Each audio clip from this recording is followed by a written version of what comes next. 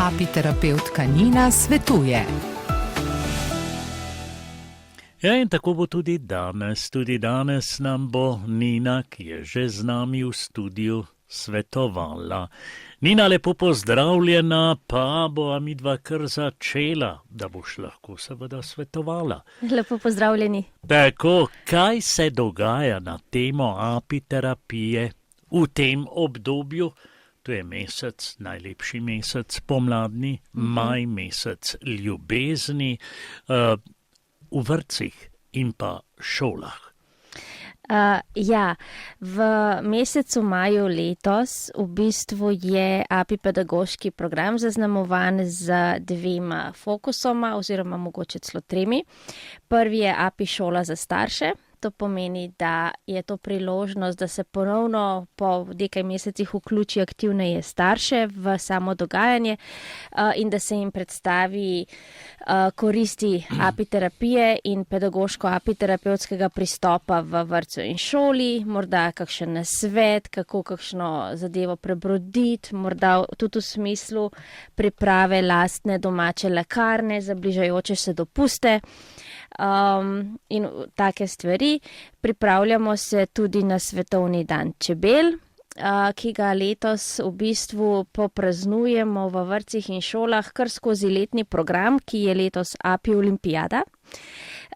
To pomeni, da v bistvu poteka kot celota, se pravi, to ne pomeni, da je celotna olimpijada različnih vrst športov v vsakem vrtcu ali šoli, ker bi preveč oviralo v bistvu redni pedagoški proces, ampak gre v bistvu za neko celoto, v katero se posamezne skupine otrok iz vrtcev in šol vključujejo na različne termine. Skratka, jaz hodim po vrtcih in šolah v tem mesecu, začela sem že na Svetovni dan zemlje, trajalo bo, predvidoma naj bi zaključili do Svetovnega dne čebel 20. maja, ampak je prijavljenih toliko, da se to ne bo išlo, tako da bomo pa zagotovo najmanj do konca meseca potegnili.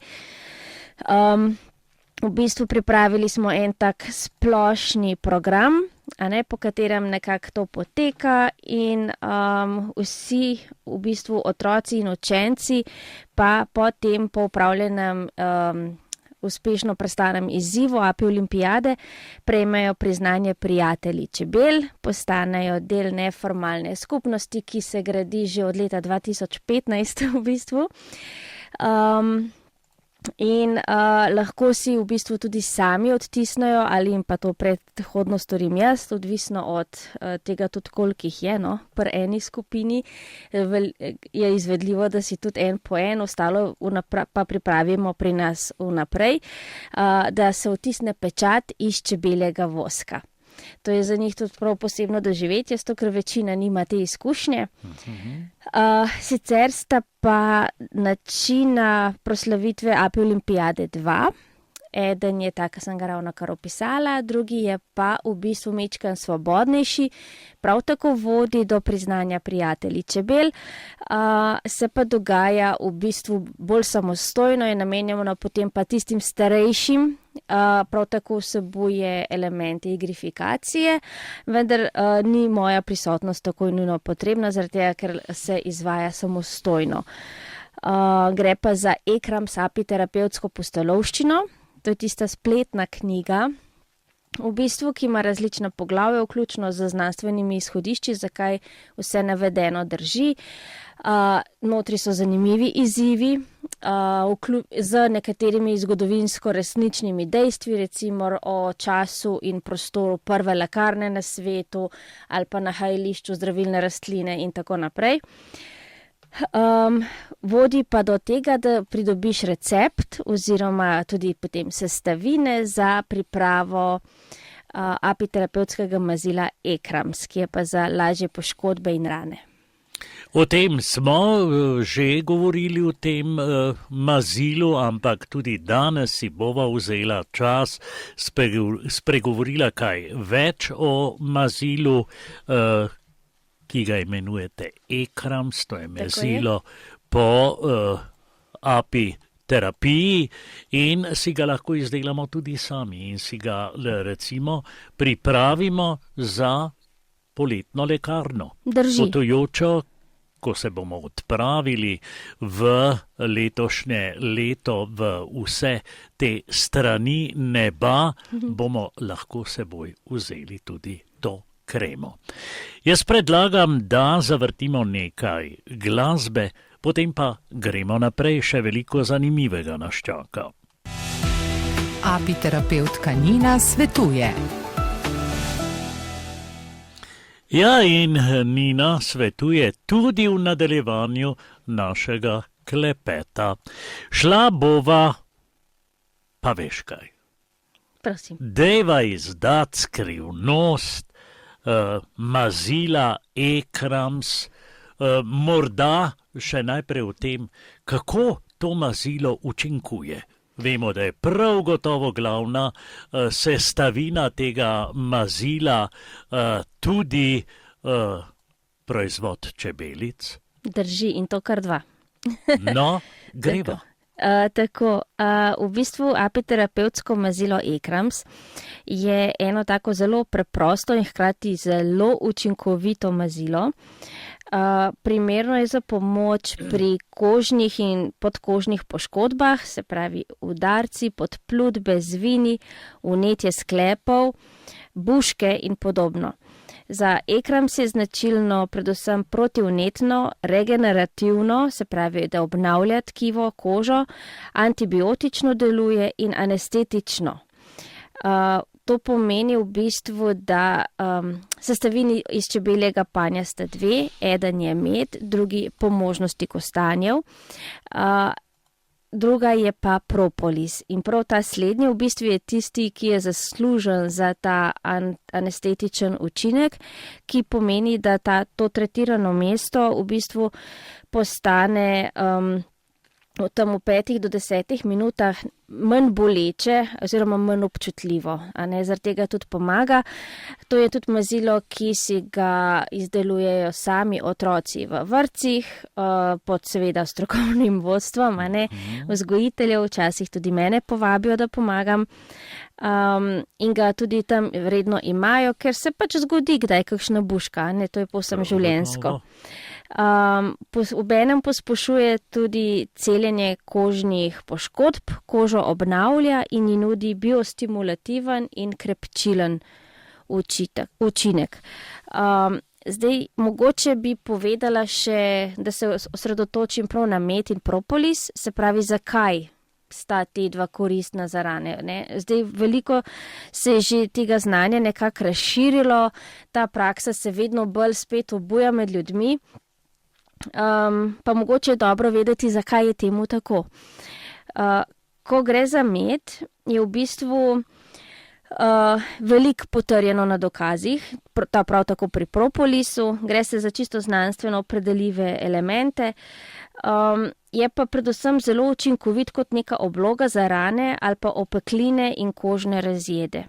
Tukaj bi izpostavila, da če se ga da na rano, da je fino, da prednost njegova je to, da je higroskopičen. To pomeni, da potegne nečistoče, lahko tudi ven, če niso pregloboko, tudi mora biti na vnetja, kar posrka vase, tako da nekako ima tudi ta razkuževalni učinek obenem s tem. Ampak da si ne bi, tudi na opeklino je odlično učinkovit, tudi iz lastne izkušnje gospodinjske lahko potrdim. Izpostavlja pa bi, da ga ne nanašamo na kožo, takrat, ker to kožo vleče, ker je med gost in lepljiv. Če se ga nanese v podporo, se ga nanese na gazo ali obliž in potem to postavi na tisto obolelo mesto. Nikar ne vznemirjamo kože, pa ne povečajmo rane po nepotrebnem. Če je rana huda, globoka, če je stvar presega naša znanja, je obvezno seveda se spomniti na zdravnika. Sicer pa, ko ni tako in ko je v okviru tega, kar lahko sami saniramo, pa med v bistvu odličen za vnetje, otekline, bolečine se tudi zmanjša, čeprav je propolis tukaj še močnejši. Zelo dobra lastnost medu je, da zmanjšuje neprijeten vonj, ker včasih hrane lahko tudi mečkan neprijetnega vonja dajo. Povzroči luščenje mrtvega tkiva oziroma hrani kožo in podkožje in spodbuja regeneracijo. Celjenje poteka hitreje z minimalnimi brazgotinami in okužba se zelo hitro odpravi, skratka. No. Nekako ustvari se eno tako vlažno okolje, ki spodbuja rast novega kožnega tkiva. Preprečuje rast bakterij, s tem preprečuje vnetja in okužbe. Tako da je tudi za razliko od drugih antiseptikov ni škodljiv za tkiva in dejansko pospešuje rast. Nekako hkrati hrani in stimulira in v bistvu povečuje prekrvavitev. Tako nekako. Zdaj mimogrede lahko omenim, da če koga zanima več, jaz trenutno črpam vse te informacije iz objavljene spletne knjige, ki je javno dostopna, Ekram apiterapevtska pustolovščina, tam so te znanstvene izhodišča opredeljena in tudi vsi kontakti in v bistvu viri za več informacij. Kar se tiče pa propolisa, je pa še bolj kompleksen od medu. Je pa v bistvu eden redkih proizvodov narave, ki jih človek še ni ugotovil ponarediti. Kako ima več kot 300 sestavin, približka iz sintetičnega izvora nimamo. Ima pa prav tako ugotovljene koristi za zdravje, kot je izboljšana imunost, znižan krvni tlak, zdravljenje alergij in tudi kožnih obolenj. Izrazito močan je na 2 organih, ki sta po kitajski medicini zelo povezani med sabo, in to je koža in pljuča. Pri obeh je propolis izredno močan. Raznolikost spojin in fitohranil, ki jih najdemo v propolisu, pa nekako pojasnjuje te ugotovitve bioloških lastnosti, in sicer to je, da učinkuje protimikrobno, antioksidativno, protivnetno, pospešuje celjenje, v bistvu zavira množenje patogenih celic in tkiv in spodbuja delitev in množenje pravih, zdravih celic. S tem je tudi odlična zaščita pred rakom in proti kariesu. Zdaj, pri antioksidativnih učinkih propolisa velja upoštevati vpliv oksidativnega stresa na kožo in celjenja ran, ker je to zelo klinično uporabno. Že v preteklosti se je propolis uporabljal za razkoževanje kože in neposredno za rane, za izboljšanje celjenja. Zdaj, tukaj bi jaz mogoče se za hip ustavila in poudarila, da če je rana globoka in zagnojena, ne dajemo neposredno propolisa gor, zaradi tega, ker propolis je tudi zadelavina in tako učinkuje, se pravi, da zapira. Lahko nam stvar zapre. Je v tem kombinaciji bolje najprej med ali pa vsaj propolisu dodati še med. Ali eno ali drugo. Propolis je sicer res učinkovit na tem terenu, ampak potem, ko je v globini tako dobro, da se lahko zapire površina. Tako nekako poenostavljeno povedanje. Potem propolis spodbuja rast kožnega tkiva in regeneracijo in modulira proizvodnjo kolagena. To pomeni, da tudi same te osnovne funkcije kože v bistvu spodbuja jih, ne samo delitev celic, regeneracije, ampak sama ta struktura od elastičnosti, prožnosti in tako naprej, pa vzdrževanja ustrezne vlage. Ugotovili recimo so v raznih dosedanjih raziskovanjih, da imajo opeklinske rane zdravljenje s propolisom nižje koncentracije prostih radikalov. Skratka, je manj predispozicij za starostne oziroma patogene spremembe. Poročali so, da propolis zmanjšuje oksidativni stres v ranah in izboljša v bistvu sploh to sposobnost preživetja celic.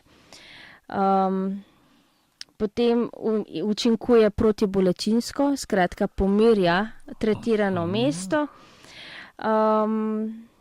Kaj bi še lahko tukaj povedali, da je zelo dober antiseptik tudi in da zelo dobro protivnetno učinkuje. Bi pa mogoče izpostavila še en vidik in to so kontraindikacije.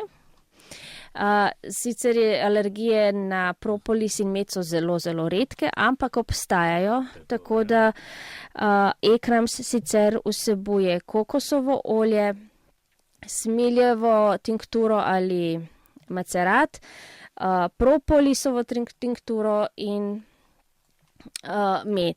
Te 4 sestavine in uporaba mazila Ekrams ni priporočljiva pri osebah s potrjeno preobčutljivostjo ali alergijo na katerokoli izmed teh sestavin.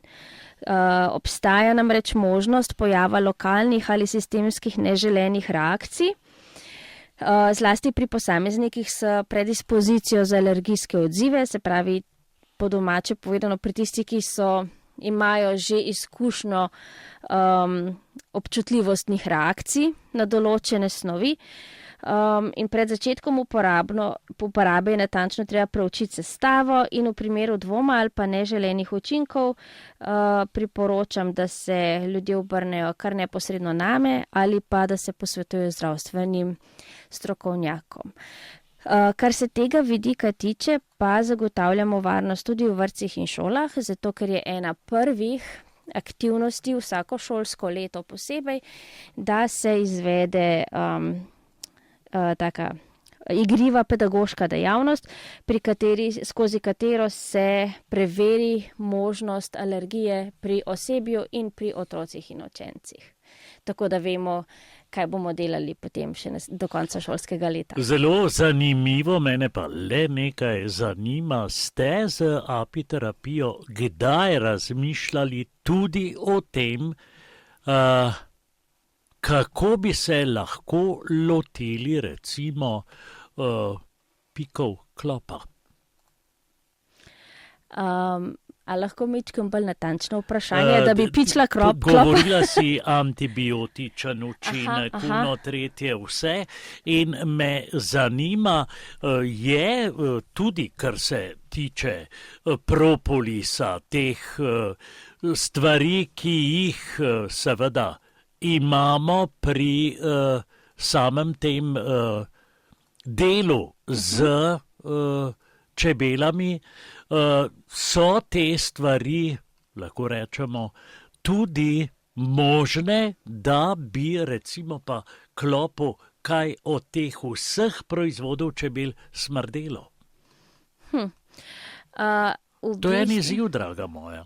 Ja, to je izziv, kakor sem seznanjena, v bistvu je veliko večji fokus do zdaj bil na herbalističen vidik, se pravi na to, katere esence oziroma vonjave iz sveta rastlin klopi naj ne bi marali, a ne? To so predvsem povezave z limonskimi travami in tako naprej. Baje jih odganja tudi eterično olje črne kumine.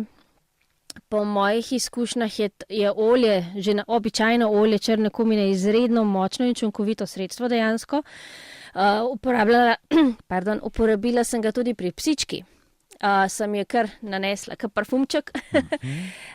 In dejansko se je poznalo, manj jo je prijemalo, ker je bila celo življenje zelo velika v gibanju in zunaj. Kar se tiče samega propolisa pri klopih, jaz nekako dvomim, da bi ga odganjal. Je pa res, da sem imela jaz letos že 2 klopa in vsakič sem si, potem ko sem ga odstranila, namazala mesto oboda s propolisom. Zdaj, to ne preprečuje nečesa, kar bi lahko morebiti že spustil v moj sistem. Se pravi, kaj enkrat pride nekaj v krvni obtok, potem to ne moš kar posesati ven na tak način, ampak lahko pa preprečiš tisto, kar je na površini, če bi se hotel karkoli neljubega dogajati. Zakaj sem vprašal? Ker prvi klop sem ga letos dobil, to je približno 3 tedne nazaj in zadnji teden se je pojavil velik flek. Se pravi, bo treba k zdravniku, Ja, pa absolutno. antibiotik. Jaz sem čisto tako razmišljal, morda pa imate pri vas kaj takega, da ne bi bilo potrebno iti k zdravniku. Ne, to je treba predvsem, potem bo treba podporo. Če bi bilo treba zdravljenje v tem primeru, čebelji pridelki oziroma apiterapija vstopijo seveda kot močna podpora, vendar brez zdravniške pomoči tukaj odsvetujem. Prav imaš, najprej se posvetuj s svojim zdravnikom ali farmacevtom, potem šele z apiterapevtom. Nina, greva k glasbi, potem pa imava še eno čudovito stvar, ki jo v vrtcih pa tudi v šolah veliko manj, pa bi bilo zaželjeno več, uporabljajo, to je igra. Kaj igra pomeni v apiterapiji? Pa glasbi. Apiterapevtka Nina svetuje. Mi pa se gremo sedaj malo igrati, tako je tudi prav. Nina, zakaj je igra zelo pomembna v apiterapiji? V apiterapiji, ki poteka v vrtcih in šolah skozi pedagoško apiterapevtski pristop, je igra res ena najbolj, pomembna, na najvišjem pedestalu je igra med pedagoškimi metodami, takoj za njo pa izkustveno učenje in v bistvu to dvoje zelo rada kombiniram. Tudi ta Api olimpijada, ki poteka ta mesec v vrtcih in šolah in sem jo omenila na začetku današnjega pogovora, je v bistvu sestavljen, temelji na konceptu igre. Tudi Ekrams apiterapevtska pustolovščina za starejše učence prav tako poteka na temelju pedagoške metode igre. In to iz preprostega razloga, zato ker je najbolj življenjska. Zdi se najmanj strokovna ali morda celo malce razpuščena, kar se lahko zgodi, če ni pravilno vodena in če ni struktura ni dobro pripravljena, vendar načeloma je igra tista naravna, samoiniciativna metoda, skozi katero se povezujemo, skozi katero sodelujemo, skozi katero praviloma ustvarimo skupni smeh, ne samo šale, tudi igrive situacije, spomnimo se na poroke, na družabne dogodke, veselice, tam povsod so neke igrivi elementi, ker ljudje to potrebujemo. To je osnovna esenca interakcije med ljudmi, kadar smo miroljubni, sodelovalni in prijazni.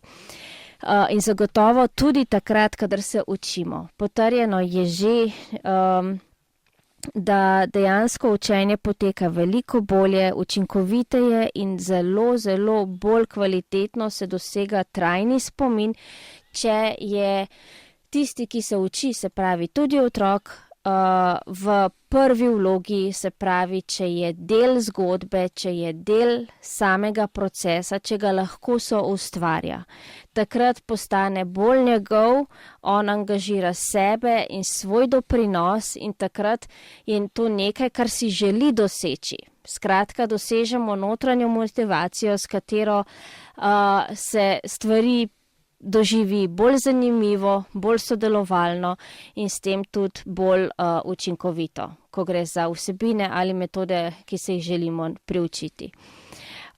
Tako da tudi ta igra, v bistvu Api olimpijada, je zelo igriva stvar, za njo sloni in za starejšo in za mlajšo publiko, obe imate za osnovo zgodbo, ki potegne, pritegne in postavi tistega, ki jo bere oziroma v kateri je fizično aktiven v prvo osebo in brez katerega zgodbe ni. Tako da v bistvu je to tisti kontekst, ki se potem naslanja nekako že na kvaliteto izobraževanja in trajnostni vidik ter dejansko je to tisti demokratični vidik dati otroku, učencu glas tudi na tak način, da so ustvarja vsebine, ki naj jih osvoji.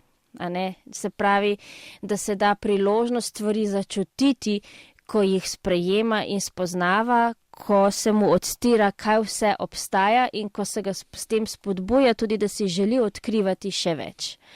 To je nekako tisti smisel in zaradi tega tudi kakor morda na prvi vtis API olimpijade zveni zelo bolj kot igra morda, ampak podroben pogled v naš program oziroma v to sistemizacijo, ki je pripravljena, ki je v bistvu ozadje tega, kar se dogaja,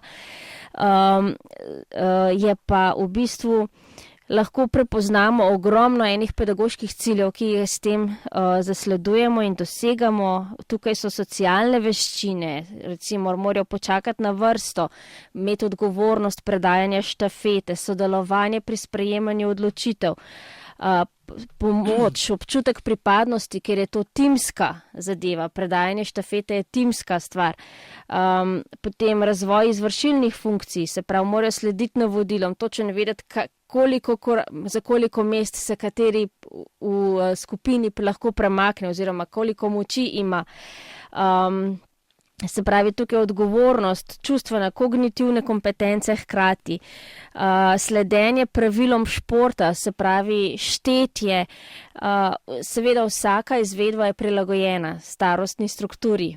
A ne, tiste skupine, ki je, tako da tukaj stvari potem nihajo, ampak tukaj sem nekako kot skupne elemente naštela, pa mislim, da lahko rečemo, da dosegajo tisti v šoli in tudi tisti v vrtcih. Vse, kar si povedala, Nina, drži in to so vse stvari, ki jih bi mi odrasli morali znati in jih seveda tudi uporabljati, ampak kje pa je še kaj timskega dela?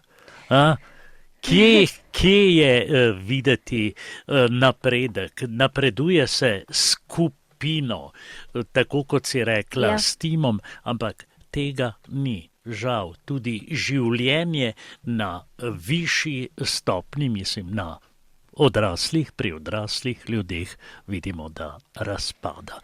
Mnogo bi jih moralo iti še enkrat v vrtec, pa v šolo in pa se dotakniti tudi kakšne API pedagogike. Nina, prav lepa, hvala, pred nami je že junij, takrat se dobimo v juniju in seveda vse razčistimo, tudi ali se bomo slišali tudi med dopusti ali ne in podobno. Do takrat lepo se imejte, prav lepa hvala za vašo pozornost, Nini, za vse povedano in pa srečno. Naj medi. API terapevtka Nina svetuje.